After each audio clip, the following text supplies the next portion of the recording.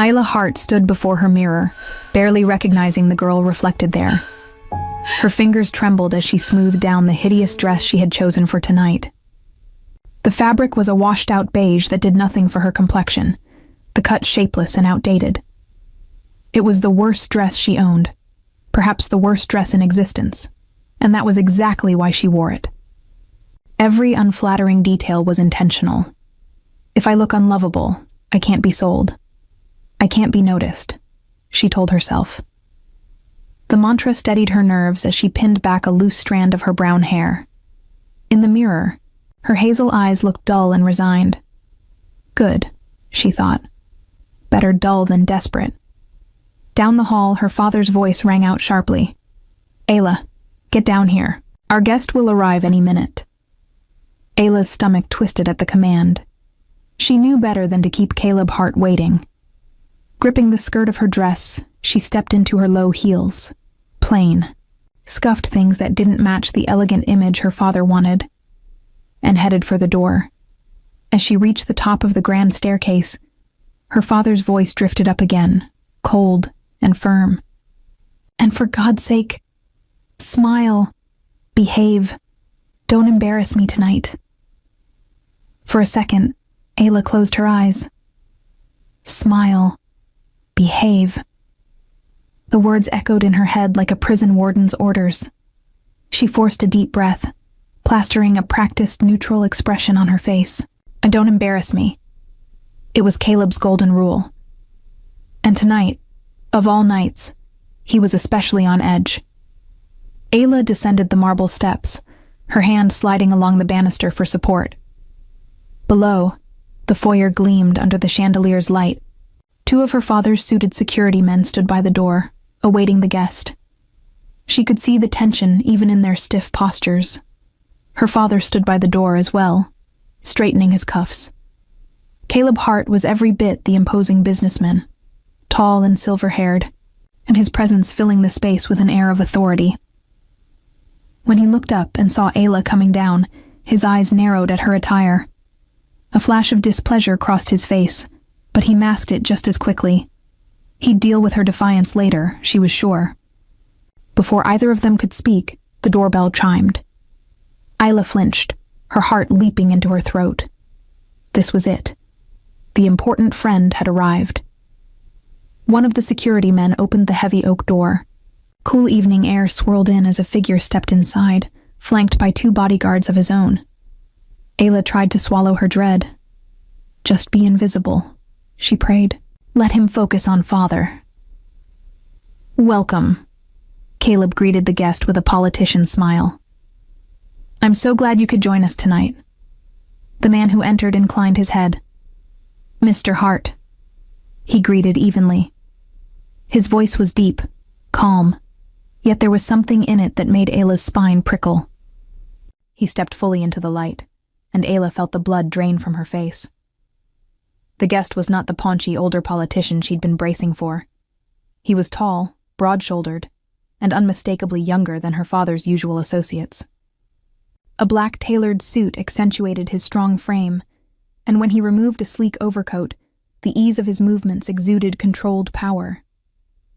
Ayla's gaze lifted to the man's face, and the world tilted beneath her. She knew that face. Strong jaw, high cheekbones, dark hair swept back. Those features had haunted her dreams and nightmares in equal measure. It was a face she never thought she'd see again. It was Adrian Viscari. Ayla's heart slammed against her ribs. Her vision tunneled for an instant as shock rolled through her. No, it can't be. Adrian? But there he stood, in the flesh, right beside her father. The very same Adrian she had once loved with every fiber of her being, before he disappeared from her life, leaving her with nothing but a shattered heart and a single cruel message. She gripped the banister tightly, knuckles white. Blood roared in her ears. Had her father known? Had he invited this guest on purpose? Ayla. Her father's voice cut through her haze, abruptly jovial. Come here, my dear. Caleb beckoned her forward. Mr. Viscari, allow me to introduce my daughter, Ayla Hart. Somehow, Ayla forced her legs to carry her the rest of the way down. She approached on unsteady feet, wishing the floor would just swallow her whole. Her worst nightmare and deepest longing stood mere feet away, contained in the same man. Adrian turned toward her fully. His cool gray eyes landed on her, and in an instant, the polite mask he wore fell away. Ayla saw the recognition flare in his gaze, an intense, lightning strike of emotion crossing his features. "Ayla," he said, her name escaping his lips like a stunned exhale. Hearing him speak her name after all these years was a punch to her chest. Ayla's throat tightened, the words she'd prepared evaporating. She managed a stiff nod, unsure if her voice would even work. "Hello, Mr. Viscari," she murmured, eyes lowered. It was all she could trust herself to say. Adrian's brow furrowed, as if the formality hurt to hear. He opened his mouth, but whatever he meant to say died on his tongue. His eyes swept over her form, taking in the ill-fitting dress and the way she hunched her shoulders. Ayla felt exposed under that gaze, acutely aware of every awful detail of her appearance. Caleb cleared his throat pointedly, breaking the charged silence. Ayla nearly jumped. She could feel her father's displeasure radiating beside her at the awkward start. Adrian dragged his attention back to her father. He extended his hand to her in a courteous gesture. "Miss Hart," he said formally, though his tone held a quiet strain. "It's been a long time." Ayla hesitated, then placed her cold hand in his. The moment their palms touched, a spark of warmth shot up her arm, startling her. Adrian's grip was gentle, but she sensed the strength restrained there. As if he, too, remembered a different time, when holding her hand meant something else entirely. "Indeed," Ayla managed softly. Her eyes flickered up to meet his, just for a heartbeat. She saw turmoil there, a storm behind his composed expression. It matched the tempest inside her. Adrian released her hand, reluctance visible in the slow way his fingers slid away. Ayla's empty palm tingled where his warmth had briefly lived. Her father, impatient to regain control of the moment, gestured toward the dining room archway. "Shall we move to dinner? I've had our meal prepared." "We have much to discuss, Mr. Viscari." Adrian's jaw tightened almost imperceptibly at the brusque interruption, but he nodded. "Of course." Caleb placed a firm hand on the small of Ayla's back, steering her forward to walk ahead. She felt the warning in that touch. Keep it together. She was trying. God, she was trying not to fall apart. As they moved toward the dining room, Ayla's mind raced. She dared a sideways glance at Adrian. He was walking beside her father now, listening as Caleb launched into polite small talk about the weather or the drive over, but she sensed Adrian's attention flickering back to her. What must he be thinking? The last time they saw each other, they'd been teenagers tangled in a passionate, secret romance, until the day he cut her off and vanished. And now here they were, practically strangers forced into the same space. Ayla swallowed hard, trying to contain the whirlwind inside her. One thing was painfully clear. Whatever business had brought Adrian Viscari here tonight, it was going to be a far more dangerous evening, for her heart at least, than she had anticipated. Dinner was served in a dining hall that managed to be both opulent and unwelcoming. A long mahogany table gleamed under the light of a crystal chandelier. Ayla sat with her hands clasped tightly in her lap, trying to make herself small in her chair. As usual, her father had placed her to his right, across from their guest. Adrian Viscari was seated directly across from Ayla.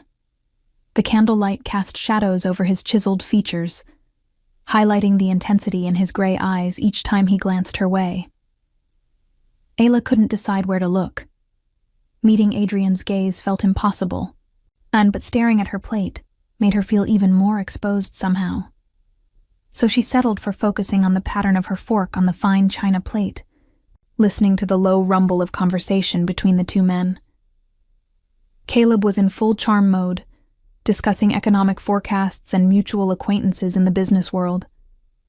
It was surreal to hear her father speak so genially with Adrian, of all people. If only he knew. Or perhaps he did know, and simply didn't care about the old wounds he was reopening by seating them together. And as you may be aware, Caleb was saying smoothly to Adrian, the Heart Foundation has spearheaded numerous charitable initiatives in the city. My daughter here is the public face of our foundation's outreach programs. He turned to Ayla with a tight smile that didn't touch his eyes. Isn't that right, dear? Ayla blinked, drawn out of her fog by the cue. Her father expected her to echo the rehearsed lines. Yes, she said softly. We focus on educational grants and community health care. She managed to say the words, though her voice sounded thin to her own ears. Speak up, Caleb prompted, the edge in his tone masked by a chuckle as he looked to Adrian. My apologies, Mr. Vescary. She's usually more articulate, perhaps a bit shy this evening. A flush crept up Ayla's neck. Shy wasn't the word. She was suffocating under the weight of everything unsaid in the room. Still, she forced herself to continue, a practiced line tumbling out. I'm honored to be a part of it. The work is meaningful. Her father gave a curt nod of approval at her compliance. Adrian, who had been silent thus far, finally spoke. The Heart Foundation. Yes, I've heard of its activities. His gaze flickered to Ayla. It's admirable work. Ayla couldn't read his tone entirely. Was that genuine praise or polite small talk? She dared to glance up at him. His face was unreadable, but he held her gaze steadily for a moment. Warmth bloomed in her chest despite her anxiety. Of all the reactions she expected from Adrian, respect for what he thought she did with her life wasn't one of them. And it wasn't even true. Ayla knew she was a figurehead at best. Her father's team did all the decision-making. She just showed up where instructed and smiled for the cameras, all to polish the Hart family image. Caleb continued without missing a beat, launching into a self-congratulatory anecdote about a gala the foundation hosted last year. Ayla sat silently as the first course was served by discreet staff. She picked at her soup, appetite non-existent. Every so often, she felt Adrian's eyes on her. But when she looked up, he was focused on her father or on his meal. It left her doubting whether that moment of intensity earlier had been real or imagined. Perhaps he truly didn't care anymore. Perhaps the shock of seeing her had passed, and now she was no more than Caleb's daughter to him, a pawn in whatever negotiation they were tiptoeing around tonight. As I was saying, Caleb segued, dabbing his mouth with a napkin. Our family's reputation means everything. I've worked hard to ensure that no unsavory rumors plague our name. He smiled benignly at Ayla while saying this, but she felt the sting behind those words. Unsavory rumors, like the ones he quashed about her during her troubled years after Adrian left. Depression, therapy, that one overdose scare. Caleb had spun it all as a young girl's exhaustion and buried the rest. Ayla lowered her gaze, cheeks burning. Why did he have to allude to that now, in front of Adrian of all people? Of course, Adrian replied, voice cool. Reputation is paramount, and is... He set down his spoon, not touching the remainder of the soup. And I'm sure having Miss Hart as the face of your charitable work does wonders for that reputation. There was something in the way he said it. A subtle challenge. Ayla's eyes snapped up. Adrian's expression was mild, but his words... Was he implying something about Caleb's motives? Caleb's smile stiffened at the edges. It certainly helps that Ayla is passionate about our causes, though I admit it has the added benefit of keeping her productively occupied. Ayla's stomach twisted. Productively occupied. As if her every move wasn't orchestrated. As if she were some layabout who needed a manufactured purpose. She bit her tongue, tasting bitterness. Adrian's gaze slid to Ayla again. And is it what you want to do? He asked her directly. Working for the foundation? Ayla's heart skipped. No one ever asked her that. certainly not in front of her father. She felt Caleb's eyes drilling into her, even as he maintained a facade of pleasant interest. Ayla stammered, caught off guard. Under the table, her father's foot nudged hers, a warning. She forced a smile that probably looked as plastic as it felt. Of course. It's a privilege to help others. I'm grateful for the opportunity. Adrian's face remained polite, but something in his jaw tightened. He must have recognized the rote answer for what it was. Caleb smoothly shifted the conversation back to business. Mr. Viscari, about the proposal I mentioned. Before he could finish, Ayla, desperate for a moment of escape from this suffocating charade, quietly set down her napkin. "Excuse me," she murmured, pushing her chair back. Maybe she could steal away to the restroom, just for a minute of air.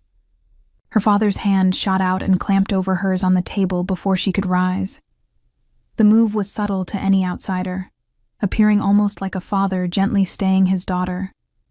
But Caleb's grip was vice-like on Ayla's fingers. She sucked in a breath at the flash of pain. Caleb gave her a cool, controlled smile. "Stay, Ayla. We're just getting to the interesting part. I need you here." His eyes locked onto hers, making it clear that no excuse would free her now. Ayla's cheeks burned with humiliation and hurt. "Father, please, Sit," he ordered under his breath, so quietly that only she could hear the steel in it. Alia's temper, long suppressed under layers of fear and guilt, flickered dangerously. The ache in her trapped fingers and the indignity of being treated like a disobedient child in front of Adrian ignited something inside her. She felt a tremor of rebellion. She yanked her hand free from her father's grasp. The legs of her chair scraped as she stood abruptly. "I'm not your decoration," Ayla said, her voice low but clear, each word trembling with repressed emotion. Caleb's eyes went wide with shock and fury at her audacity. For a heartbeat, the room was dead silent except for the faint clink of silverware. The two bodyguards at the far wall shifted, uncertain if this was something they should intervene in. The air crackled with tension. Ayla's chest heaved. She hadn't meant to blurt it out like that. Fear quickly flooded her boldness as she registered her father's expression. She took a step back, pulse pounding in her ears. Caleb rose from his chair slowly, his face a mask of barely controlled rage. Ayla reflexively shrank away. She knew that look too well. A storm about to break. Before Caleb could reach for her or speak, another voice cut through the thick silence. "Let her go." Adrian's voice was quiet, almost gentle, yet it carried an unmistakable command that froze everyone in place. He hadn't raised it in the slightest, but the danger coiled in those 3 words was palpable. Ayla's gaze snapped to Adrian. He had also stood up, one hand braced on the table. His eyes were on Caleb's hand, which had lurched toward Ayla when she stood. Though her father wasn't touching her now, Adrian had clearly seen enough. Caleb turned his head slowly to fix Adrian with a look of polite confusion, as if not quite believing he'd heard correctly. "I beg your pardon?" Adrian's stare was icy calm. "You heard me." He nodded subtly toward Ayla, his posture poised and ready. "Let her go. She doesn't want to be here, and it seems this discussion is upsetting her." Ayla's breath caught. Adrian was standing up for her, against her father. The idea seemed to stun Caleb as well. Caleb's nostrils flared. "With all due respect, Mr. Viscari," he said, tightly controlled. "This is a family matter. My daughter is simply a bit overwrought. She knows better than to walk out on an important dinner." Adrian did not back down. If anything, his expression hardened further, a muscle ticking in his jaw. "Overwrought or not," he said evenly, "forcing her to stay will hardly help matters." Caleb bristled at the insinuation of force. He gave a thin smile that fooled no one. "Ayla and I will handle this. Pardon us a moment." He stepped toward Ayla, reaching as if to take her elbow. Ayla instinctively retreated another step, her heel bumping the chair behind her. Fear and adrenaline surged through her veins. She had never seen anyone challenge her father's authority like this. It was both terrifying and strangely exhilarating.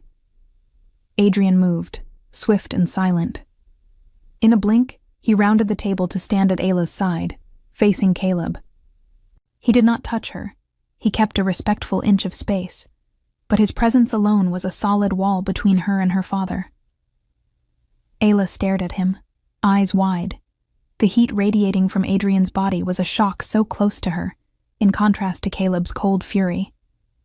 Caleb's two security men edged forward uncertainly, but Caleb halted them with a raised hand. He wouldn't want a scuffle in front of a guest of Adrian's stature unless absolutely necessary.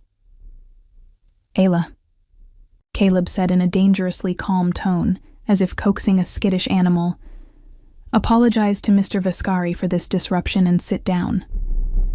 Ayla opened her mouth, but no apology came. She was trembling, still reeling from her own daring words and Adrian's intervention. She felt Adrian's eyes on her, steady and reassuring in their own way. "I think," Adrian interjected quietly, "an apology isn't necessary. In fact, I'd say it's I who should apologize for causing any discomfort. That was not my intention in coming here." Caleb's eyes snapped to Adrian. The undercurrent was clear. Adrian was not going to let him bully her, at least not openly. Ayla's heart was thundering. She wanted nothing more than to flee the room, but she also didn't want to ruin whatever business was at stake. The last thing she needed was for her father to punish her later for costing him a deal. She swallowed hard and forced out a shaky breath. "I'm fine," she said softly into the tense standoff. "I can stay. We can continue dinner."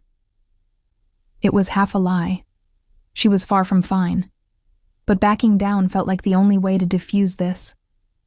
Caleb watched her for a long moment. He clearly wasn't happy that she had spoken up at all, but her capitulation seemed to satisfy him somewhat. He adjusted the cuff of his shirt, regaining some of his icy composure. "Very well," he said coolly.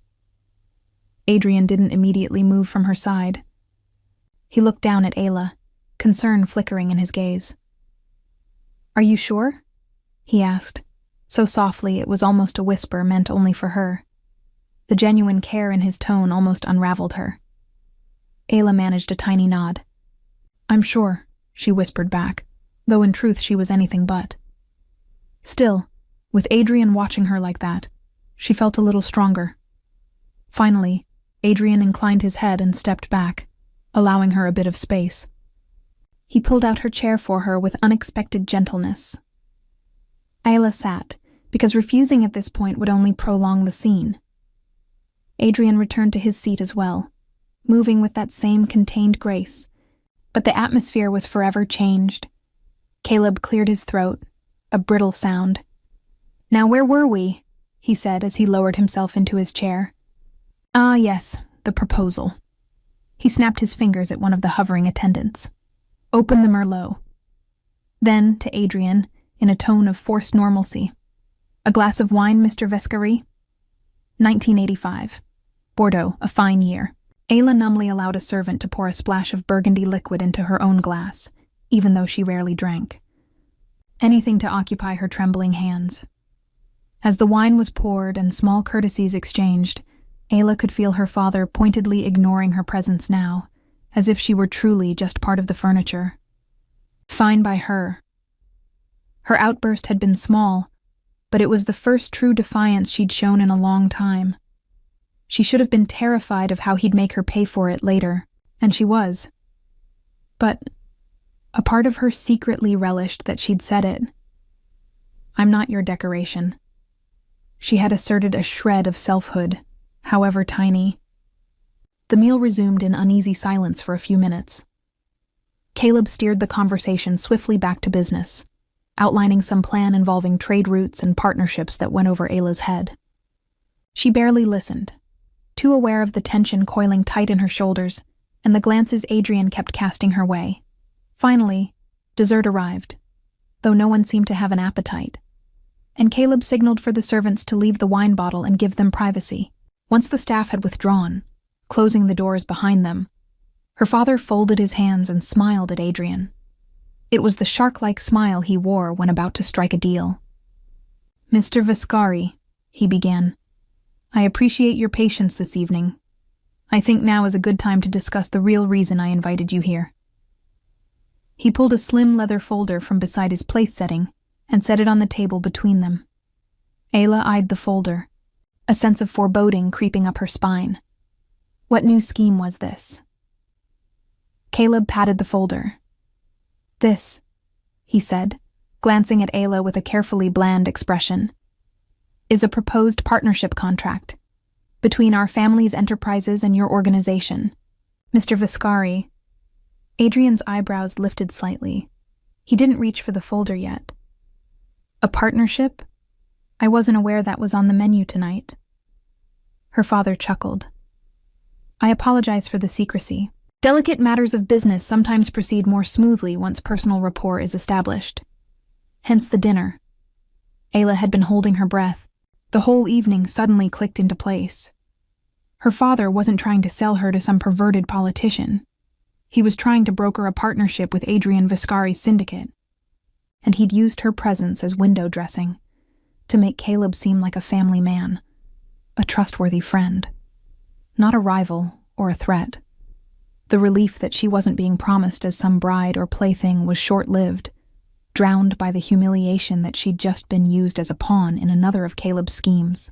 Adrian set the pages he'd skimmed back down slowly. "It's an interesting proposal," he said. "But I wonder, why seek this alliance now, Mr. Hart?" Caleb's smile stayed fixed. "Times change, Mr. Vescari. The world is unpredictable. I believe in strengthening ties whenever opportunities arise." Adrian's expression remained polite, though Ayla sensed his skepticism. He nodded slowly. "I appreciate the sentiment of preparedness.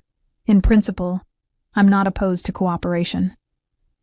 Caleb's shoulders seemed to relax a fraction in relief.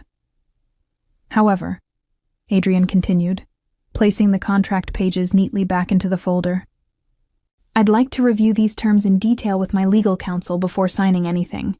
Surely you understand." "Of course," Caleb conceded, though Ayla noticed a flash of impatience in his eyes. He forced a smile and pulled a smaller stack of papers from the folder, along with a fountain pen. "In that case, while you review those documents, perhaps we can formalize a simpler matter tonight as a gesture of good faith." He slid the new document across the table toward Ayla. "This is a standard PR agreement for Ayla regarding the foundation. It just ensures we're all on the same page moving forward." Ayla felt a ripple of foreboding as she looked down at the pages suddenly placed before her. Caleb's tone was mild, but she knew him too well. This was no harmless formality. Richard Hale, the family lawyer, stepped forward and placed the folder and papers properly in front of Ayla's empty dessert plate. He gave her a sympathetic half-smile, but she knew better. Richard was her father's creature through and through. "Ayla," Caleb said, in an almost gentle tone that set her nerves on edge, "these are the updated documents for the Hart Family Foundation's Public Relations Charter. We've made some revisions that require your signature as the acting spokesperson and a board member." Ayla blinked, taken aback. "Revisions? Now?" Her voice sounded small. "Father, can't this wait until after?" Caleb cut her off, still smiling that tight smile.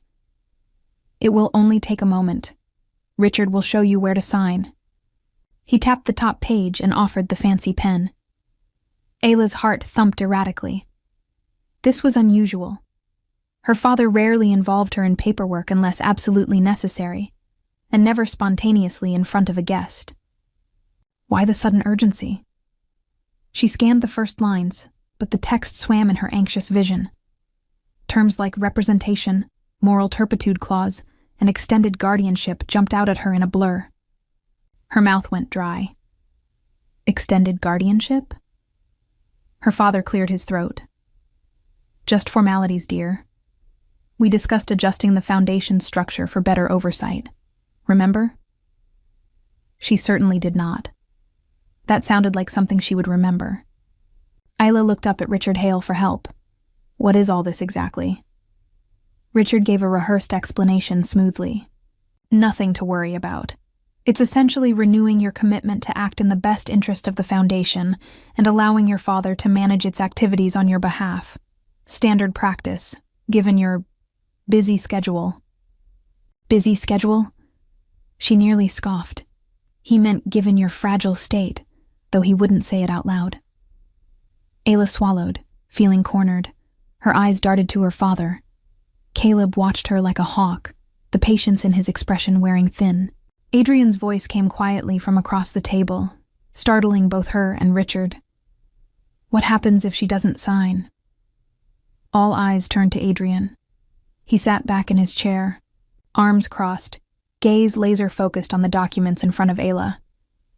Caleb answered with a casual wave of his hand. It really isn't optional. Without these signatures, the Foundation's activities might be hindered by legal technicalities. We'd hate to lose momentum on our good work. He looked at Ayla again, heavy with meaning. We all want to keep Mother's clinic funded, don't we? Ayla's blood ran cold. There it was, the velvet threat under the pretty wrapping. Her mother's medical care, the small charity clinic in her mother's name that the Foundation supported. Those were lifelines her father controlled absolutely. If Ayla refused to sign, he could withdraw that support on a whim. Her hands trembled as she took the pen. She felt sick. The trap was obvious now. This charter likely contained clauses that would give her father even more control, perhaps even legal authority over her decisions, under the guise of protecting the Foundation's image. Guardianship. Would it declare her incompetent to run her own trust or life?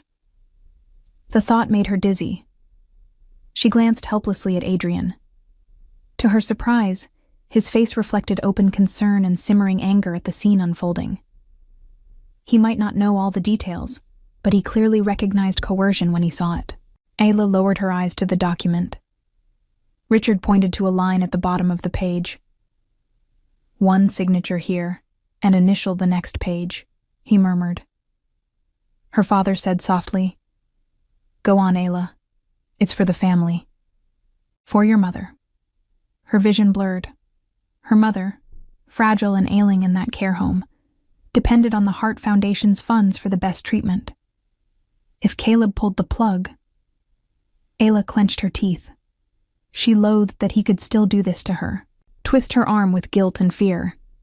With a deep, shuddering breath, she put pen to paper, the tip hovering just above the signature line. She hesitated. This felt like signing away her soul. Her eyes burned with angry tears threatening to spill.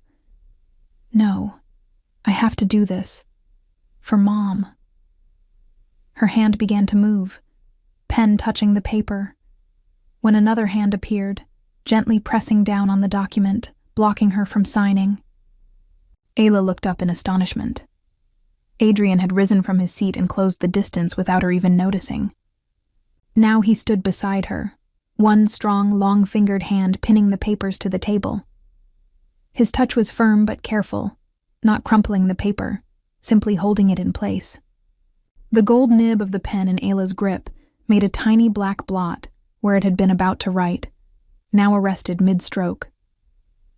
Caleb shot to his feet, disbelief and fury contorting his features. What is the meaning of this? He snapped. Adrian's expression could have been carved from ice. He looked directly at Caleb, and when he spoke, his voice was dangerously calm. She doesn't sign anything you touch. It was not a loud statement, but it hit the room like a thunderclap.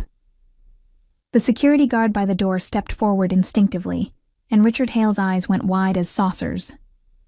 Ayla herself could only stare at Adrian, heart hammering. The protective authority in his stance and tone left her breathless. Caleb's face flushed red. Mr. Viscari, he said in a low, threatening voice. This is a private family matter. I suggest you remove your hand and allow my daughter to do what she must. Ayla felt Adrian shift slightly beside her. He didn't remove his hand. Instead, he angled himself more fully between Ayla and her father, as if to shield her. His eyes never left Caleb's. Forcing her signature under duress makes whatever she signs worthless, Adrian said. Surely you know that.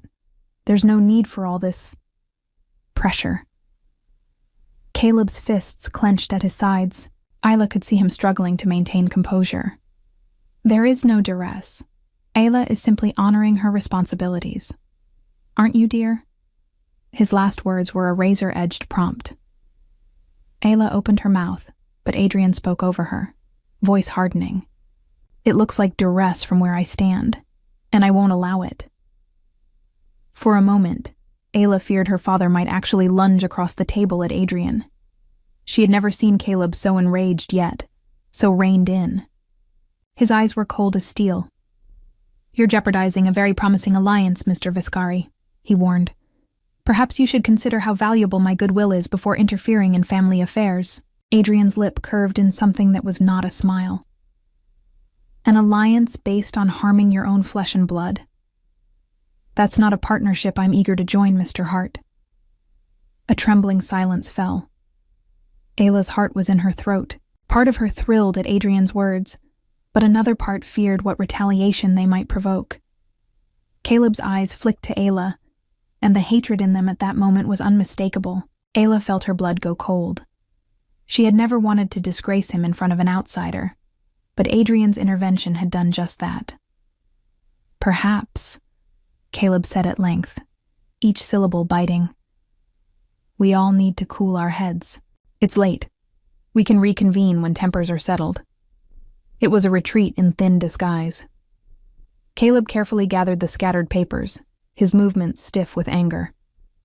To Richard, he snapped, "Put these away." Richard hurried to comply, shuffling the unsigned documents back into the leather folder. Caleb inhaled slowly, nostrils flared, then addressed Adrian with forced civility. Mr. Viscari, I will have my driver take you back to your hotel. We can discuss business another time, under calmer circumstances. It was Adrian watched Caleb for a long moment, then inclined his head slightly. As you wish. He turned to Ayla, his gaze softening by a degree. Good night, Ayla. She realized this might be the last she'd see of him. If her father had his way, certainly it would be. Panic and desperation welled up. She wanted to say something, anything to make him stay or to thank him, but her throat felt locked. Good night, she whispered, her voice almost lost in the vast room. Adrian's jaw tightened as if holding back words. With one last steely glance at Caleb, he strode out. His footsteps echoed as the guard at the door moved aside to let him pass. Ayla stood there frozen, feeling both rescued and doomed.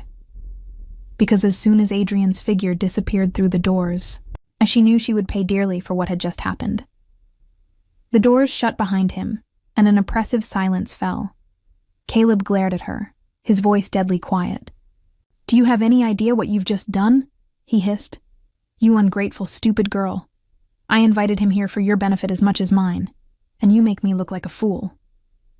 He advanced a step, and Ayla scrambled back, heart hammering. Mark my words, Caleb said, enunciating each threat with quiet fury. You will regret tonight. That contract will be signed one way or another.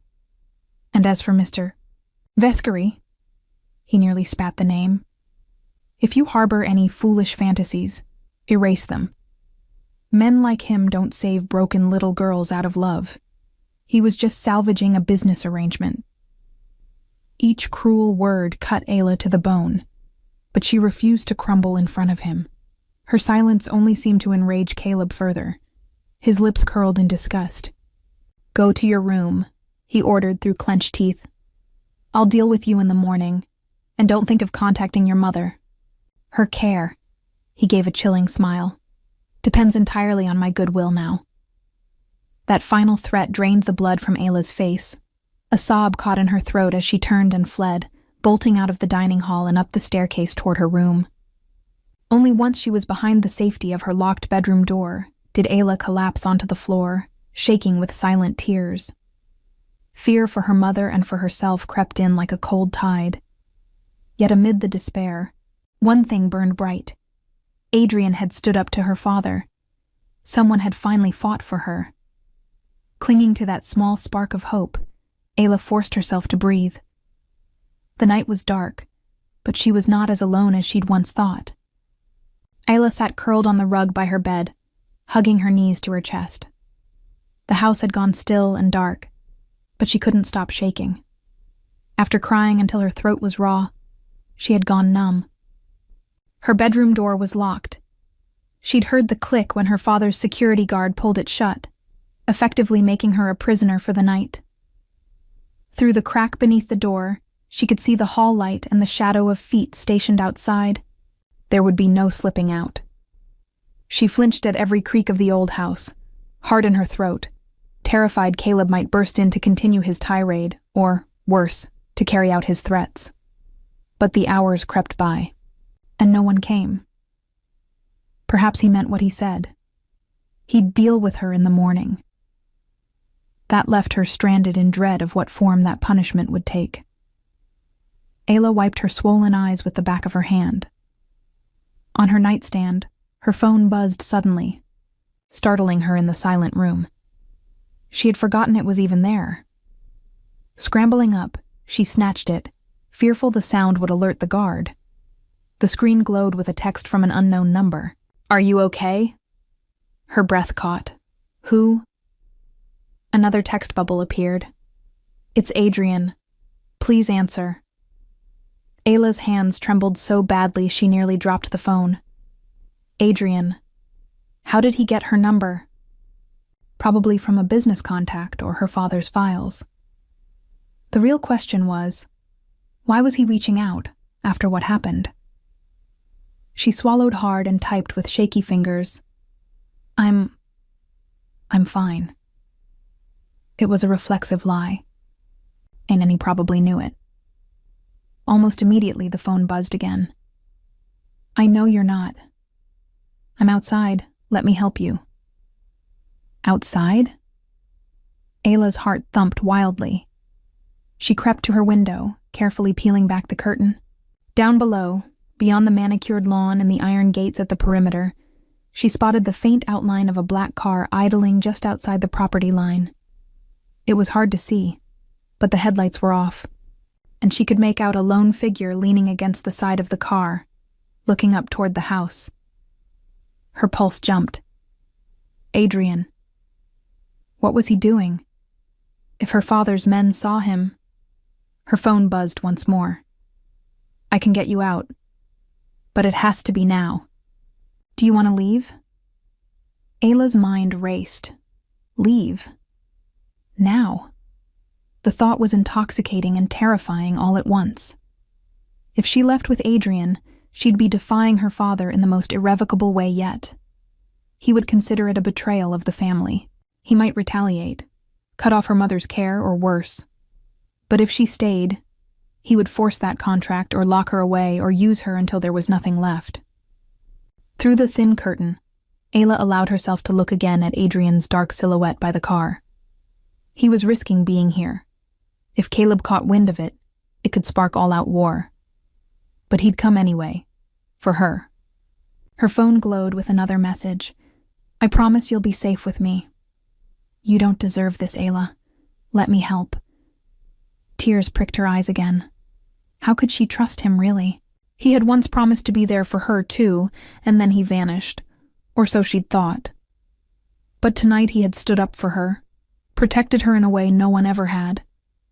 A chance at freedom, a small voice in her head whispered, even if temporary.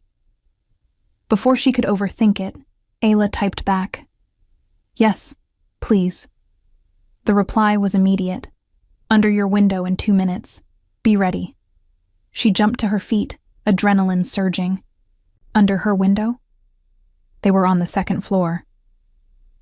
As she peered down, she saw Adrian move with swift purpose, speaking into something, perhaps a mic at his cuff. From the car, 2 figures emerged. His bodyguards. They approached the fence line. Suddenly, a light near the rear of the house flared, followed by a pop and sizzle. Ayla realized it was the power box. Sparks flew as one of Adrian's men expertly tampered with it. The estate lights flickered and died. The entire property plunged into darkness. She heard the distant shout of a guard surprised by the blackout. Ayla's guard outside her door cursed and moved off, presumably to investigate or call in the outage. Her door remained locked, but now was her chance if ever. Working quickly, Ayla grabbed her purse and stuffed her phone, a few essentials, and the small stash of emergency cash she kept hidden in a shoe into it. She shrugged on a light cardigan over her ugly dress. It was still all she wore, but at this point she didn't care how she looked. She tried her door gently, definitely locked. Her eyes went to the window. Adrian said, "Under your window." Did he expect her to climb down? As if in answer, she saw a dark rope unfurl silently from above, down past her window, followed by a slight tap at the glass. Ayla bit back a gasp as the rope swayed, carrying with it a grappling hook that had secured onto something on the roof or balcony above her. She slid open her window as quietly as she could. A figure suddenly swung into view from the side, one of Adrian's guards, hanging on the rope. He placed a suction handle on the sill and grabbed it, bracing himself. "Miss Hart," he whispered, extending a gloved hand to her. "Mr. Viscari sent me. We have to move quickly." Her heart in her throat, Ayla nodded and clutched her purse strap across her body. She gripped the man's hand, and together they maneuvered her out of the window. The night air was cold on her flushed face as she clung to him. In a practiced motion, the guard secured her to a harness clip on the rope. "Hold on tight," he murmured. Moments later, they descended in a controlled slide. Ayla held her breath as her stockinged feet left the ledge.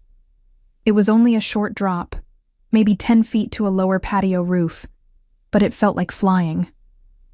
They landed with a soft thump on the grass.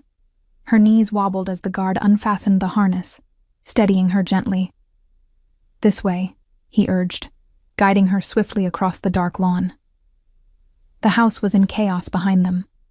She could hear shouts of confused security, a flashlight slicing through the darkness where the outdoor lights had failed. They hadn't yet realized she was gone.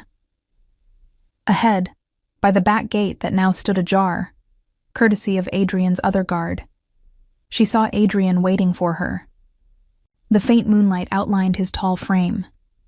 The moment Ayla slipped through the gate, Adrian's arms were there, supporting her by the elbow. "Are you hurt?" he asked in a low, urgent tone. She shook her head, breathless. "No, I'm okay." Relief flooded his eyes. Adrian nodded to his men. One slipped away into the night, likely to cover their tracks. The other jogged ahead to the idling car. "This way," Adrian said softly. He led her to the car, a sleek black Mercedes, and opened the rear door for her. Ayla hesitated only a second before ducking inside. Adrian followed, not closing the door until the first guard returned and gave a quiet, "All clear, sir." As the car pulled away from the curb, leaving her father's estate behind in darkness and disarray, Ayla felt a strange mix of terror and exhilaration. She'd done it. She'd actually escaped. At least for now. In the dimly lit back seat, Adrian sat a careful distance from her. The privacy partition was up, granting them a semblance of seclusion from the driver and guard in front. They rode in silence for a minute. Ayla realized she was shaking. Whether from cold or adrenaline, she wasn't sure. Possibly both. She clutched her purse on her lap like a lifeline. Adrian shrugged off his suit jacket and gently draped it around her shoulders. The gesture was unexpectedly tender. "You're safe now," he said quietly. Safe. Ayla hadn't felt safe in a long time. She swallowed the lump in her throat. "Thank you," she whispered. It felt inadequate, but she didn't have better words yet. Adrian nodded, his gaze searching her face in the semi-dark. She was acutely aware of how close they were in the confines of the car. Despite everything, and the warmth of him next to her and the faint, familiar scent of his cologne eased some of her shaking. After another moment of charged quiet, he spoke. "I'm taking you to a secure place, one of my properties. You'll have your own room, with a lock. No one will enter without your permission. You have my word." Ayla looked at him, surprised by the specificity of his promise. There was a firmness in his tone. He wanted her to know this wasn't an abduction or an exchange of one gilded cage for another. "You can keep your phone," Adrian continued, "and call or leave whenever you wish. I won't stop you. My goal is to keep you safe from your father's reach while we figure out how to handle this." "How to handle this?" Ayla echoed quietly. It dawned on her that she had truly left her father's control, and a massive uncertainty lay before her. "He'll never let me go," she murmured. "Not really." Adrian's jaw tightened. "He will have to. I won't let him hurt you again." The conviction in his voice made her chest constrict. He sounded so sure, so capable. But Ayla remembered too well the pain that had festered for years. She had dreamed of him saying words like that once, back when she'd believed they would face the world together, but that dream had ended in heartbreak and betrayal. And despite tonight's heroics, that wound wasn't healed. She drew in a shaky breath. "Adrian, I need to make something clear." He shifted toward her, attentively, as if bracing for what she'd say. "Of course. Anything." Ayla pulled the jacket a little tighter around herself, steeling her courage. "Thank you for rescuing me, truly.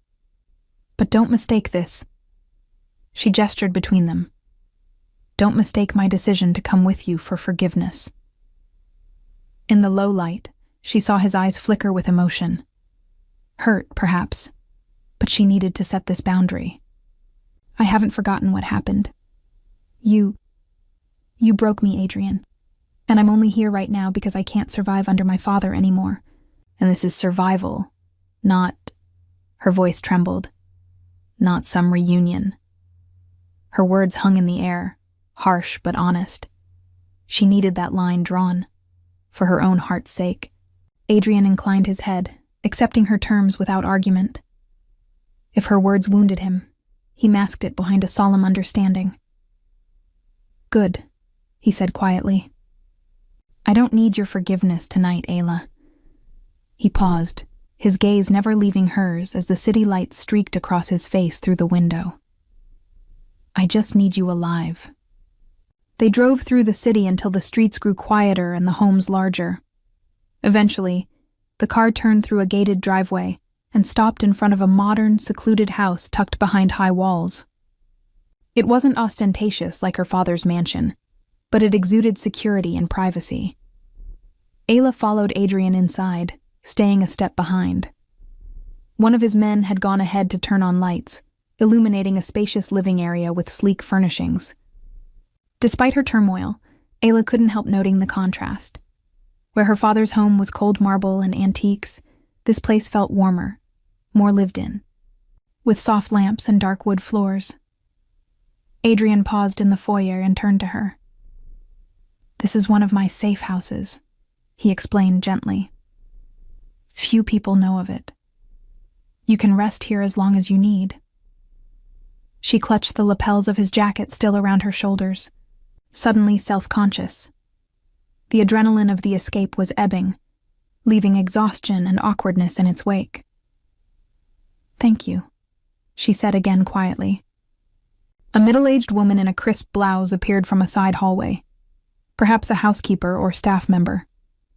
She gave Adrian a respectful nod, then smiled kindly at Ayla. "This is Sophia," Adrian introduced. "She helps keep the place running. If you need anything, day or night, she'll assist you." Sophia stepped forward. "Miss Hart, can I get you something? Tea? A warm meal?" Her voice had a soothing, motherly quality. Ayla realized she hadn't eaten more than a few bites at dinner, yet her stomach was too knotted to feel hunger. Maybe just some water," she managed. As Sophia disappeared to fetch it, Adrian gestured down a hallway. Your room is this way. I hope you'll be comfortable. He led her to a door at the far end of the hall. Pushing it open revealed a large bedroom suite. Neutral-toned walls, a plush queen bed with a navy comforter, and an adjacent private bathroom. It was understated and comfortable, far more inviting than her luxurious but stifling room at home. Isla took a tentative step inside. Adrian remained at the threshold, keeping a respectful distance. There are fresh linens and clothes. He motioned to the foot of the bed, where Ayla now noticed a neatly folded pile of women's clothing. Soft sweatpants, t-shirts, even new undergarments with store tags attached. He must have arranged these on their way here. The thoughtfulness of that gesture left her momentarily speechless. I guessed at sizes, he said almost shyly when she didn't speak. If something doesn't fit, we'll get what you need. It was too much kindness. Ayla blinked rapidly, afraid she'd cry again. She had lived so long in an environment where every favor had strings, every kindness a hidden barb. This open concern felt alien. Thank you, she whispered, meaning it. Sophia returned with a glass of water and also a steaming mug. Chamomile tea with a drop of honey, she said, pressing the mug into Ayla's hands. It will help calm your nerves, dear. Ayla accepted it, the warmth seeping into her cold fingers. Thank you, Sophia. The older woman nodded and excused herself discreetly. Adrian cleared his throat softly. I'll let you settle in. My room is just down the hall if you need anything. 2 of my men are outside the house for security, but they won't disturb you. Ayla nodded. As he started to pull the door closed, a small flash of panic went through her. Wait, she blurted, her voice sharper than intended. Adrian immediately paused, concern flickering over his face. Yes? Ayla forced herself to breathe. The panic was irrational. She was safe here. But something about a man closing a door on her in a strange house triggered a jolt of fear. Could you leave it open just a bit? She asked in a strained voice. How to explain that after the night she'd had, the idea of any closed door felt suffocating. Realization dawned in Adrian's eyes. He nodded without hesitation. Of course. Whatever makes you comfortable. He left the door ajar, a foot of space open. Isla managed a faint smile of gratitude, embarrassed by her own skittishness. Quietly, she added, I'm sorry. I just might need time to adjust. You have nothing to apologize for, Adrian said gently. Consent is law here, Ayla.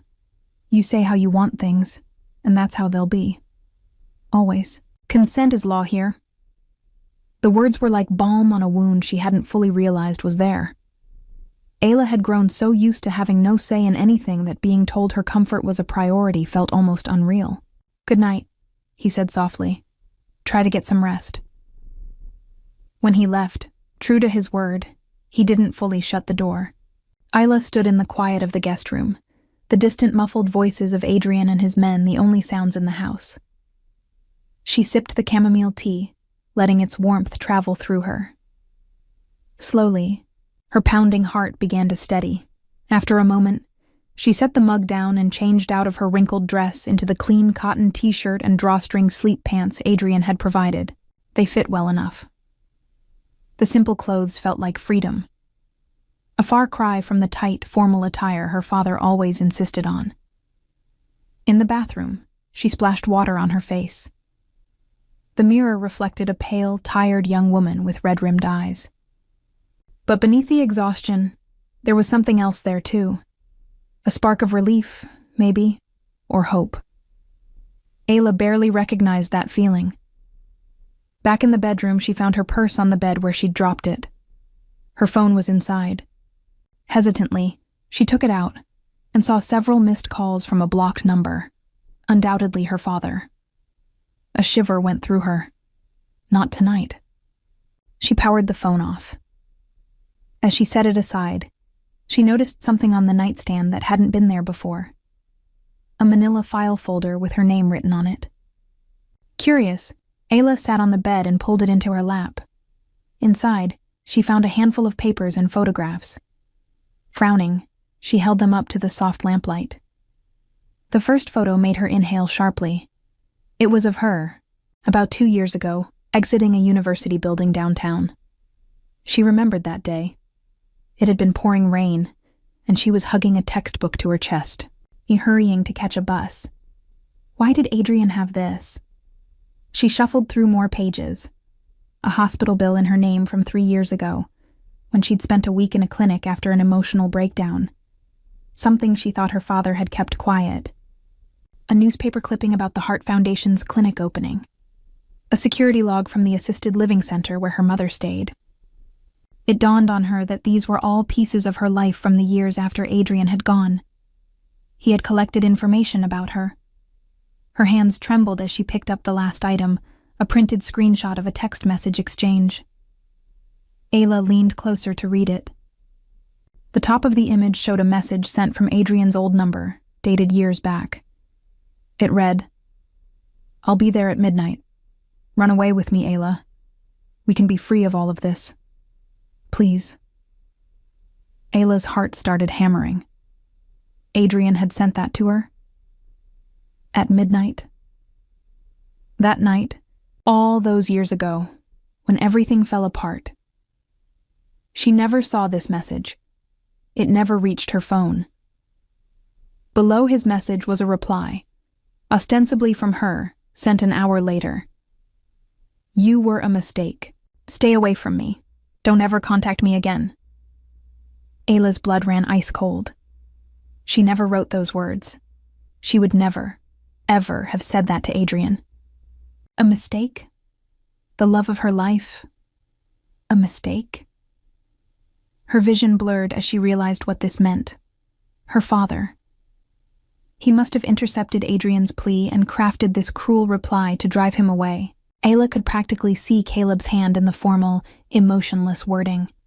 Tears spilled down her cheeks, but this time they were tears of anger and fierce, vindicated sorrow. All these years, she had believed Adrian tossed her aside, when in truth, he had tried to save her, and she'd been cruelly kept in the dark. No wonder Adrian had looked at her with such hurt tonight. He thought those hateful words came from her, and she had believed his silence meant he'd never cared. A small sob escaped her lips, but it was mixed with something almost like relief. The lie that had poisoned them was unraveling at last. Ayla pressed a hand to her mouth, stifling her cries so as not to alarm anyone. On the bottom of the printout, a handwritten note in the margin stood out. Adrian's bold, slanted scrawl. "Not her. Find source." He knew, or at least he suspected. He had doubted that her rejection was genuine. The fact warmed her soul in a way she couldn't describe. Adrian hadn't wanted to believe she would so callously cut him off, and he'd even set someone to investigate it. Ayla carefully returned the papers to the folder, her mind racing and heart aching. Her father had done this. To both of them. Stolen their chance at happiness and filled the void with years of pain. Fresh determination steeled inside her. This changed everything. The man in the next room, the one who had risked himself to protect her tonight, was not the villain she'd thought him to be. The real villain was the one she'd been living under the thumb of all along. Wiping her tears, Ayla stood. She suddenly needed to speak to Adrian, to confirm what she'd just read, to hear his side of that terrible night. She needed the truth, all of it.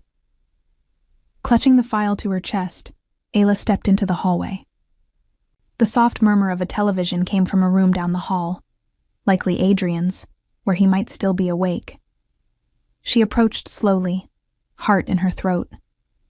Standing outside his partly open door, Ayla gathered her courage. The file in her hand felt heavy with revelations. She rapped her knuckles gently against the doorframe. "Adrian? Are you still awake? I need to talk to you." Her voice was soft but clear in the silent house. There was a pause. Then the TV was clicked off. Adrian appeared in the doorway, now wearing a black t-shirt instead of his dress shirt, and trousers. His hair was slightly mussed, as if he'd been running a hand through it restlessly. Concern etched his features instantly when he saw her face and the folder clutched tightly in her arms. Ayla. He said her name like a promise, like it was precious. Of course, come in. She entered the room, an office it seemed, converted into a den with a couch and a TV. Adrian gently closed the door to just a hand's width ajar behind her. They sat side by side on the couch, and only then did Ayla realize she was quivering. Wordlessly, she handed him the folder. Adrian opened it, scanning the contents he clearly already knew. When he reached the printed text messages, Ayla couldn't hold back anymore. "You tried to run away with me," she whispered, voice trembling. "I never got that message, and I never sent that reply." Adrian set the folder aside on the coffee table. "I know," he said, voice low and taut with emotion. "Not at first. For a long time, I thought you really wrote those words, but it never made sense in my heart. So a couple years ago, I dug. My tech guy traced metadata, found anomalies. It was sent from your number, but the phrasing, I knew it wasn't you. I suspected your father, or someone working for him, interfered." Ayla let out a shaky breath, a mix of relief and residual hurt. "He did. He admitted years later that he'd do anything to keep me on the right path." She wiped a tear that escaped. "All this time, we were apart because of him." Adrian closed his eyes, as if mastering a swell of anger. "I should have fought harder, confronted you in person. But when I got that message, I was devastated. And my father had just died. I was suddenly thrust into leading the Viscari family. I convinced myself you truly wanted nothing to do with me, that I was protecting you by staying away." He opened his eyes again, and they were shining with regret. "Leaving you was the worst mistake of my life, Ayla." Ayla's heart ached at the raw sincerity in his voice. Unthinking, she reached out and took his hand in hers. "It wasn't your fault. It wasn't mine either. It was him." Adrian laced his fingers with hers. They were both quiet for a moment, absorbing the enormity of what had been stolen from them. Finally, Ayla spoke, voice barely above a whisper. "I was so afraid to see you again. I wore the worst dress I had because I loved you too much to survive losing you twice." The confession hung in the air, raw and electric. Adrian's eyes widened, and a harsh breath escaped him as if her words had struck straight through his soul. "Ayla." Before she could blink, he cupped her face in his hands and brought his lips to hers. The kiss was gentle at first, as though he feared she might break. But Ayla responded with all the pent-up yearning, hurt, and love swirling inside her. She clutched the front of his t-shirt, rising onto her knees on the couch to press closer. Adrian's hand slipped into her hair, holding her to him as he deepened the kiss with a desperate, tender intensity. It felt like coming home after. "I won't lose you again," he murmured fervently. "I swear it." Ayla closed her eyes, absorbing the promise. Despite everything, some wounded part of her heart was finally starting to mend in his presence. "I missed you so much," she whispered. He pulled her into his arms, and she curled against his chest. For a long moment, they simply held each other in the quiet room, her head tucked under his chin as he rubbed soothing circles on her back. His heart thudded under her ear, strong and steady. After a while, Adrian pressed a kiss to her temple. "You should try to sleep," he said softly. "You've been through hell tonight." Ayla looked up at him, reluctant to let go even for a second. But exhaustion was catching up with her, and she knew the next days would demand strength. "Will you stay?" she asked hesitantly. Just until I fall asleep?" His answer was to gently lift her into his arms. Isla let out a little gasp, but didn't protest as he carried her down the hall to her room. He laid her on the bed as if she were something precious, and pulled the blankets over her. Then he sat on the edge of the bed and took her hand in his. The lamp cast a warm glow, and in it she saw how tired he was too. Tired, but relieved. Sophia had left a small nightlight on. With the bedroom door still ajar, Ayla felt safe. "Get some rest," Adrian murmured, brushing a strand of hair away from her face. Ayla's eyes were already closing. It felt natural and right that he was the last thing she saw as she drifted off, a silent guardian in the night. He stayed until her breathing evened out, and the tension left her brow. Though, only then did he allow himself to slip away and settle in the armchair in the living room to snatch a few hours of light sleep, keeping vigil just in case nightmares or a vengeful father came knocking. Morning light found Ayla and Adrian preparing for what they both knew was a trap, but one they intended to spring on their own terms. Morelli's midnight message had demanded Ayla as the price for her mother's life and Caleb's sins. After a tense early morning discussion, Ayla insisted she would not hide while her mother was in danger. Adrian, unwilling to put her at risk, but seeing no alternative, finally agreed to a plan that put her at the center under carefully controlled conditions. By noon, Ayla stood in an abandoned riverside warehouse, the designated meeting point Morelli had given through a burner phone call. Sunlight slanted in dusty beams through broken windows. The air smelled of rust and river algae. Ayla's heart pounded, but she steadied herself with the knowledge that Adrian and his people were positioned covertly all around.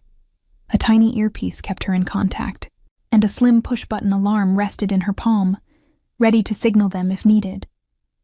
Her mother was there, seated in a wheelchair near the center of the warehouse, looking frail and confused, but thankfully unharmed. Beside her stood Lorenzo Morelli, a tall, lean man in an impeccable suit that contrasted with the grim surroundings. His salt and pepper hair was slicked back, and a thin smile played on his lips as he regarded Ayla. Nearby, 2 burly henchmen cradled rifles, and a few paces behind Morelli lingered Caleb Hart and Richard Hale, both looking worse for wear. Caleb's face was drawn, sweat beading on his brow.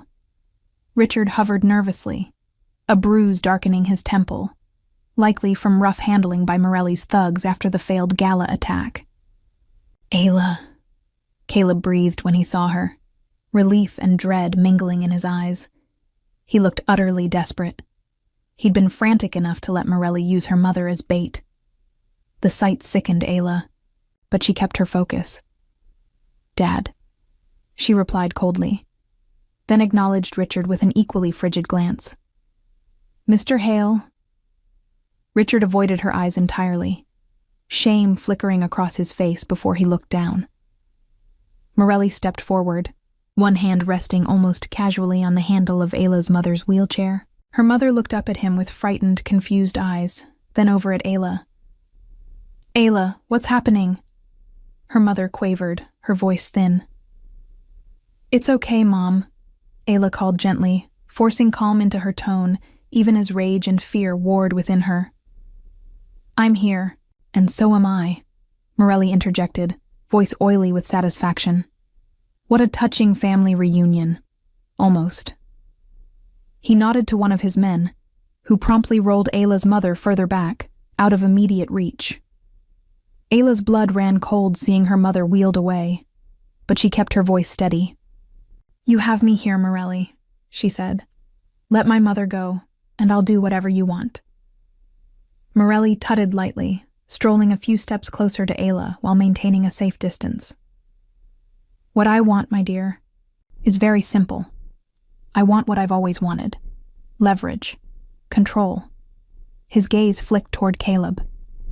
"Your father, unfortunately, proved disappointing on that front. His value is rapidly diminishing." Caleb blanched, opening his mouth to protest, but Morelli silenced him with a glare. "So now," Morelli continued, turning back to Ayla, "I think perhaps you will be a more useful bargaining chip. A Viscari heirloom of sorts, He chuckled as if he'd made a clever joke. Ayla's pulse raced. She realized his plan: use her to control Adrian. Morelli must have deduced from the gala that Adrian's protective behavior meant she was his weakness. Through the earpiece, Adrian's voice came in a soft whisper only she could hear. "Keep him talking." Almost in position, Ayla gave the barest nod and steeled herself. "Leverage over Adrian, you mean?" Morelli's grin widened. "Clever girl, yes. The mighty Adrian Vescari, brought to heel if I hold the one thing he cares about." She swallowed, suppressing a shiver at being referred to as a thing. "And my father, where does he fit in now?" At that, Caleb finally snarled, unable to remain quiet. "I'm the one who brought her here. Morelli. I delivered." Morelli whirled on him with a scowl. "You?" he sneered. "You botched things spectacularly. Instead of quietly handing me Vescari, you created a public spectacle. The police are sniffing around your accounts, and our little stunt at the gala failed. You're a liability, Hart." He snapped his fingers. One of the henchmen stepped behind Caleb and jammed a gun against his ribs. Caleb sucked in a terrified breath, going rigid. Ayla felt a grim satisfaction seeing her father at Morelli's mercy. Still, she needed to keep them talking a bit longer. She addressed Caleb, her voice echoing off the metal beams. "So that's it, father? You'd trade me and Mom to save yourself?" Caleb dared to look at her, sweat on his brow, his face crumpling with something like guilt. "I did it for the family," he croaked, desperation thick in his tone. "We were in danger. Morelli would have destroyed us. I had no choice." Ayla had anticipated those words, had heard them before, but they still made her blood boil. She pulled her phone from her pocket and discreetly hit the record button. "No choice?" she repeated, voice dripping with bitterness. "You always had a choice, and you chose yourself." Morelli rolled his eyes at their exchange. "Enough of this melodrama," he declared, clearly growing impatient. He made a quick gesture with 2 fingers. One of the armed men started toward Ayla. "Time's up, we'll be leaving now," Morelli said, almost jovially. "Miss Hart, you'll be coming with me, don't worry. And I'll take excellent care of you." Ayla's heart slammed against her ribs. Adrian's faint voice sounded in her ear. "Now." Her thumb pressed the hidden alarm in her palm. In an instant, smoke canisters burst through the high windows with a series of crashes. They exploded on the ground, spewing thick plumes of gray fog. Morelli's men shouted in confusion, guns swinging upward. Adrian's team struck fast. Silhouettes moved in the haze, flashlights cutting the gloom, then the crack of suppressed gunfire and the thuds of bodies hitting concrete. One by one, Morelli's henchmen were subdued or disarmed under the onslaught of trained fighters. Richard Hale tried to slip away in the chaos, but 2 of Adrian's bodyguards intercepted him before he got far, tackling him to the ground. Caleb stumbled back, attempting to flee as well, and ran directly into a team of police officers flooding into the warehouse with guns drawn. They forced him face down on the floor and snapped cuffs around his wrists. Amid the turmoil, Ayla's eyes frantically sought her mother. She found her still in her wheelchair, us now near Morelli, who had drawn a pistol and grabbed the wheelchair's handles, clearly intending to use her mother as a shield. Through the smoky dimness, Adrian descended from a catwalk along with several of his men, rappelling down ropes. He landed a few yards from Ayla with the grace of a panther. Immediately, he launched himself at the thug who had been reaching for Ayla moments before. A swift, precise strike from Adrian's fist, and the man crumpled to the ground, unconscious. Ayla coughed, waving acrid smoke from her face. The air was thick and hard to breathe, but the immediate threat of armed men was dwindling. 2 of Morelli's henchmen lay incapacitated. The last few shots rang out, and then silence except for the ringing in her ears. She squinted through the haze and saw a few of Adrian's operatives securing the perimeter. Police were shouting orders as they swept in behind Adrian's team. At the far end of the warehouse, Isla's mother's pale face loomed. Morelli was retreating, pushing the wheelchair toward a side door. Ayla's stomach lurched. He was trying to take her mom. Adrian's eyes found Ayla in the chaos. She pointed frantically toward her mother and Morelli. "He has Mom," she cried out, voice hoarse. Adrian's gaze snapped to the sight of Morelli backing away with the trembling older woman in front of him. Adrian charged forward, closing the distance in long strides. "Stop right there," Morelli barked, pressing the muzzle of his pistol to the side of Ayla's mother's head. He dragged her wheelchair halfway behind a shipping crate, using it and her as cover. "That's far enough, Viscari," he snarled. Adrian halted, gun in hand, trained steadily on Morelli, but finger off the trigger. Ayla edged closer behind Adrian, her heart in her throat as she saw her mother's terrified face wet with tears. "Let her go, Morelli," Adrian said, deadly calm despite the gun pointed at the woman he'd come to save. "There's no way out of here for you. Listen." Only then did Morelli seem to register the cacophony outside, the wail of sirens, the shouted commands of police establishing a perimeter. His plan had collapsed spectacularly. His chest heaved, eyes darting like a cornered animal. Snarling, Morelli tightened his arm around Ayla's mother's shoulders, making her whimper. "I walk out of here or she dies, Viscari," he shouted. "I'll do it." Time seemed to slow. Ayla stood a few paces behind Adrian, trembling, as she watched the scene. If Morelli even flinched, he could pull that trigger. She had to do something. Before Adrian could respond, Ayla stepped out from behind him, raising her hands. "Morelli, I'm here," she called, desperation giving her courage. "You want me, right?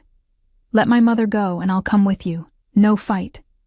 "Ayla, no," Adrian said sharply, his arm moving as if to shield her again. Morelli's eyes flickered. Ayla could see the calculations running behind them. Slowly, his thin lips curled into a malicious smile. "Tempting," he said. "But I think I'll keep both of you. The more leverage, the better, no?" He jerked the wheelchair again, making Ayla's mother cry out softly. Adrian's composure almost cracked. His voice gained an edge of panic. "Don't do this. Morelli, you can't win here. Use your head." Morelli only pressed the gun harder to Ayla's mother's temple. "Stay back!" he yelled at Adrian, who had dared to step forward alongside Ayla. "Both of you! On the ground now, or she dies." Ayla's mother closed her eyes, tears leaking out. Ayla felt a surge of ice-cold fear and absolute resolve. She met Adrian's gaze out of the corner of her eye. His was full of anguish, silently begging her not to comply. But he wasn't going to let her mother die either. Her mind raced. She noticed then a red laser dot wavering on Morelli's shoulder. One of the police snipers had him in their sights from a high window. But the angle was bad with her mother so close to him. Adrian carefully set his pistol on the ground and raised his hand slightly, stepping forward not toward Morelli, but toward Ayla's mother. "All right," he said soothingly. "I'm putting my weapon down. Just let the woman go, Lorenzo. You can have me if you want. I won't resist." He glanced briefly at Ayla, a warning in his eyes for her to stay put. "There's no need to hurt her." Morelli gave a harsh laugh, clearly not expecting that offer. "Touching, but you're not in a position to bargain, Viscari. Neither of you are."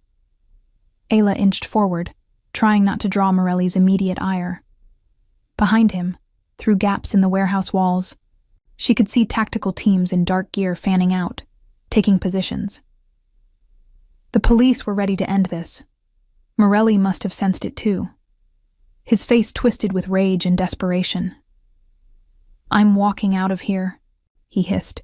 "If anyone tries to stop me, she's dead." He began edging toward the exit door, dragging the wheelchair awkwardly with one hand while keeping the gun pressed to Ayla's mother with the other. Ayla's mind latched onto something, a plan both stupid and brave. As Morelli shuffled back, his attention flickered to the door he was trying to navigate. In that split second, Ayla darted forward around Adrian and shoved a tall metal utility cart with all her might. The cart, left abandoned nearby, rolled into Morelli's path and clipped one of the wheelchair wheels. It wasn't enough to knock it over, but it jostled him, making him instinctively pull the gun for a split second away from her mother's head to steady himself. A loud crack echoed. The police sniper took the shot. Morelli yelled in pain as the bullet ripped through his shoulder, sending a spray of blood. His gun arm jerked upward, discharging a wild round into the ceiling. In that same instant, Adrian lunged forward with lightning speed. He slammed into Morelli, grappling the gun from his hand, and sending them both crashing to the concrete floor away from the wheelchair. Ayla rushed to her mother, yanking the wheelchair back from the fray and spinning it around. "Mom! Mom! Are you hurt?" Her mother looked dazed but uninjured. She burst into sobs of relief, reaching up to paw at Ayla's face and shoulders. "Ayla! Oh, thank God!" "It's okay," Ayla choked, tears of her own falling as she crouched and hugged her mother tightly. "I'm here. You're safe now." Behind them, Adrian pinned the bleeding Morelli face down and wrenched his arms behind his back. Morelli struggled weakly, curses turning into a pained cry as Adrian applied pressure to the bullet wound to keep him subdued. Within seconds, 2 officers swarmed in to take custody of the crime boss, cuffing him and dragging him away. Lorenzo Morelli was finished. All around, the warehouse was swarming with law enforcement and medics. Richard Hale was being hauled out by a pair of agents, head hanging. Caleb Hart, already in handcuffs, was being marched toward the exit by 2 officers. He was pale and oddly shrunken-looking, as if he'd lost some essential essence now that his schemes lay in ruins. As Caleb passed by Ayla and her mother, he stumbled, then paused. One officer tugged him to keep moving, but he strained, meeting Ayla's eyes. I did it for the family," he blurted, voice cracking. In that moment, he looked like a broken man clinging to a feeble excuse. "Ayla, please. I'm your father." Ayla felt her mother's frail hand squeeze hers at those words, as if in warning or entreaty. But Ayla had no empathy left for him. She rose to her feet, stepping forward to face Caleb one final time. "No," she said softly but firmly, cutting through his plea. "You did it so you could stay powerful." Caleb flinched as if she'd slapped him. For a second, his facade of defeat dropped, revealing raw anger and fear. Then the officers pulled him along, and he was gone, shuffled out into the daylight to face the public consequences of everything he had done. Behind him, paramedics were already tending to Ayla's mother and carefully guiding her wheelchair out to an ambulance. Her mother kept craning her neck to look back, eyes searching anxiously for Ayla. "Go with them, Mom," Ayla assured her, brushing her mother's hair back gently. "I'll be right behind you, I promise." Her mother nodded weakly, reaching out to touch Ayla's cheek one more time. "I love you," she whispered. "I love you too," Ayla replied, voice thick.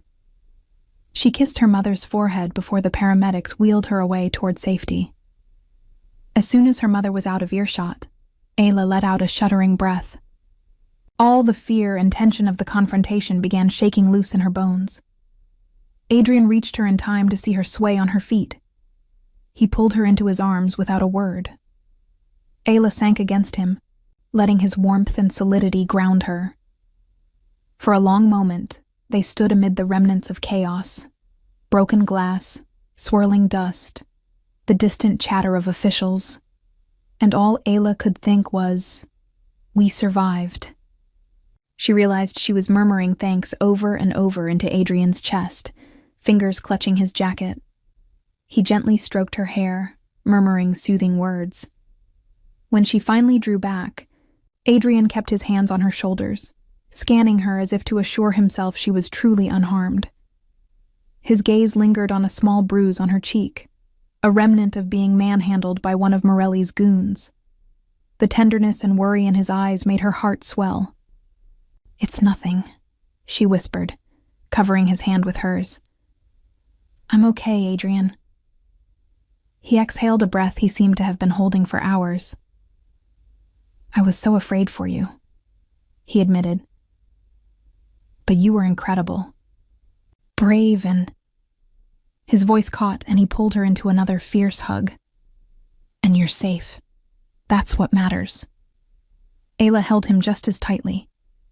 Over his shoulder, she could see police officers securing Morelli into a squad car, and beyond that, the skyline of the city she'd thought she might never freely walk in again.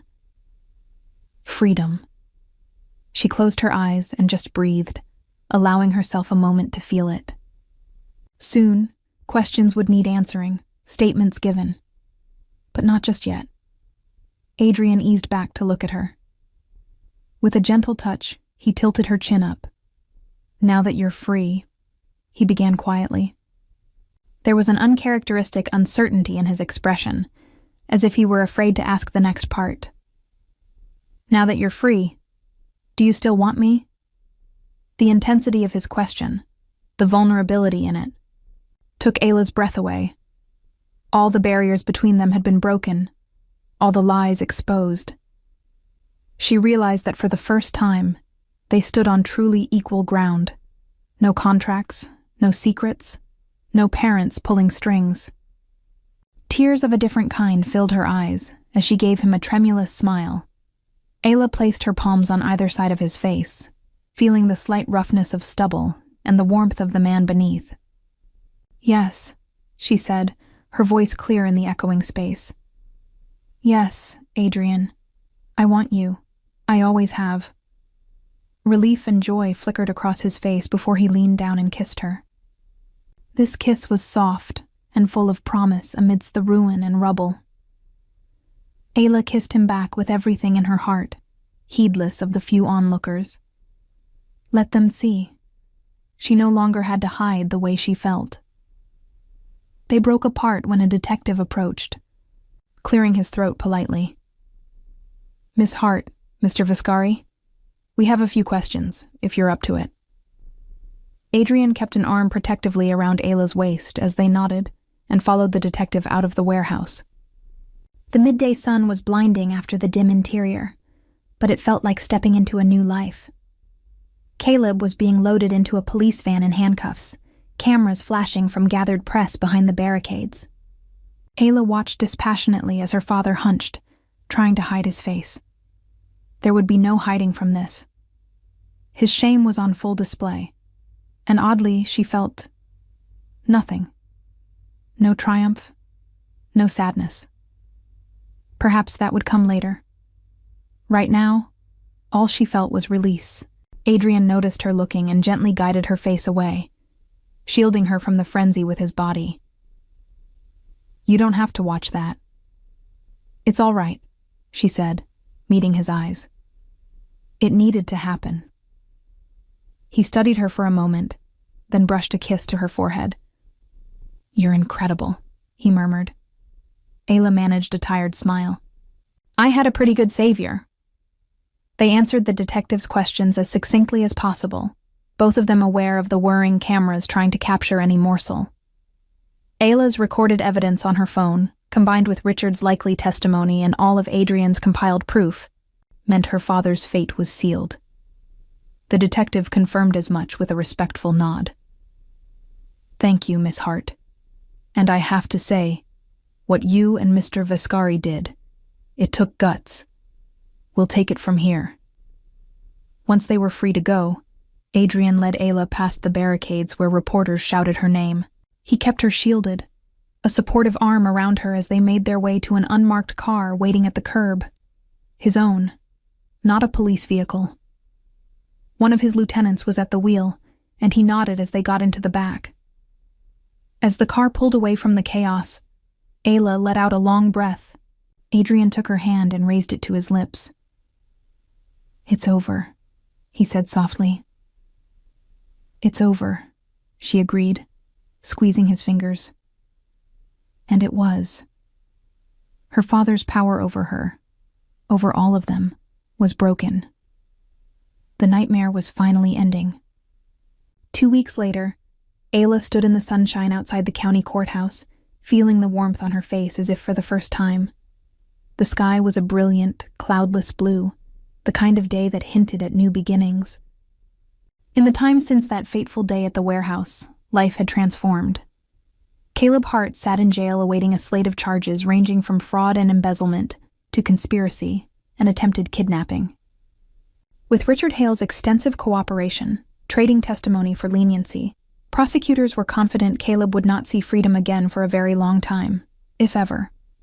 Lorenzo Morelli and his surviving associates were likewise behind bars, their criminal empire crumbling without its head. Ayla had spent the days following picking up the pieces of her own life. She visited her mother daily. With Caleb gone, Ayla had swiftly assumed legal control of her mother's care and moved her to a better facility owned by a medical trust separate from the Hart Foundation. Never again would her mother's well-being be used as a weapon. As for the Hart Foundation itself, Ayla had addressed the board, most of whom were as much victims of Caleb's deceit as the public, and, with Adrian's lawyers quietly aiding, arranged for a full audit and restitution plan. She resigned from her nominal spokesperson role, but accepted a genuine position as an oversight trustee to ensure the charity would be managed with integrity going forward. It was oddly freeing to step into a role on her own terms, not as her father's puppet. "Your mother's on her way home," came Adrian's gentle voice from behind her. Ayla turned to see him descending the courthouse steps. He'd accompanied her to the brief hearing that finalized the transfer of Caleb's frozen assets toward her mother's medical trust and other reparations. Now he was by her side, as he had been every day since. "She's excited to have dinner with us tonight," Adrian added with a soft smile. Ayla's mother had taken a great liking to him, perhaps seeing in Adrian the devoted protector Caleb never was. Ayla reached for Adrian's hand and laced her fingers with his. It felt steady and right. "Thank you," she said, conveying in that simple phrase the depth of her gratitude, not just for the update on her mom, but for everything. For standing by her, for giving her strength, for loving her. He lifted her hand and pressed a kiss to it. "Anything for you," he replied. They walked together toward his car, parked under the shade of a big oak tree along the street. One of Adrian's men leaned against the hood, acting as driver and bodyguard, though the threats had ebbed. As they approached, the man straightened and addressed Adrian. "Sir, a call just came in. It's about the Morelli faction. They're requesting a meeting to discuss terms." Adrian raised an eyebrow, a flicker of annoyance crossing his face at the interruption. He glanced at Ayla, clearly torn between stepping back into his role as Mafia boss and staying in this peaceful moment with her. Ayla gave his hand an encouraging squeeze. She looked to the bodyguard. "Tell them we'll schedule a meeting soon, and inform them that Mr. Viscari and I will both be attending." The guard nodded crisply. "Understood, Miss Hart." He moved away to relay the message into his phone. Adrian regarded Ayla with a mix of pride and mild worry. "You know, you don't have to involve yourself in any of that if you don't want to." Ayla turned to face him fully, reaching up with her free hand to straighten the lapel of his suit jacket. She had long since discarded her meek wardrobe. Today she wore a simple white dress, and the way Adrian looked at her made her feel powerful and seen. "I know I don't have to," she said with a smile, "but I want to. No more being shut out of decisions that affect my life. No more cages." Adrian's eyes softened. He brushed a thumb tenderly over the back of her hand. "No contracts. No cages," he echoed, referring to the promise he'd made her that first night. "You're a free woman, Ayla. I just want you to choose what makes you happy." She rose on her toes and kissed him. A slow, sweet kiss in the dappled sunlight under that oak tree. When she pulled back, she looked him straight in the eye. "I choose you, Adrian. I choose facing everything together with you." He let out a breath, one of pure contentment, and wrapped his arms around her waist. Together then, he murmured. Together. Isla savored the word. Once it had seemed impossible. Now it was her reality. Adrian opened the car door for her, and she slipped in. Instead of moving around to the other side, he leaned on the doorframe, taking a moment just to look at her. The afternoon light caught the warmth in his gray eyes as he smiled. "You realize," he said lightly, "the next time we have a formal dinner, I expect you to wear your very best." Ayla laughed, catching the teasing note in his voice. "Oh? And why is that?" He reached out and twirled a strand of her hair playfully before tucking it behind her ear. His expression turned gently serious, voice full of adoration. "Because you wore your worst dress to disappear," he said. "Now I'm choosing you, so you can finally be seen." Ayla's heart swelled until she thought it might burst. In that single line, he captured the essence of their journey, the fear, the love, the second chance. She felt tears prick her eyes, but they were happy tears shining bright. Blinking them back, she smiled and pulled him in for one more kiss, soft, lingering, full of love. "I'm here," she whispered against his lips, "and I'm not disappearing again." Adrian brushed his nose against hers, a tender gesture that made her giggle softly. "And I see you, Ayla," he whispered in return, framing her face with his hands gently, reverently. As Adrian moved to the other side of the car and slid in beside her, Ayla reached over and took his hand in hers. Their fingers interlocked effortlessly. The driver started the engine, and they began to pull away, on leaving the courthouse and the dark chapter it represented behind. Ayla glanced at Adrian.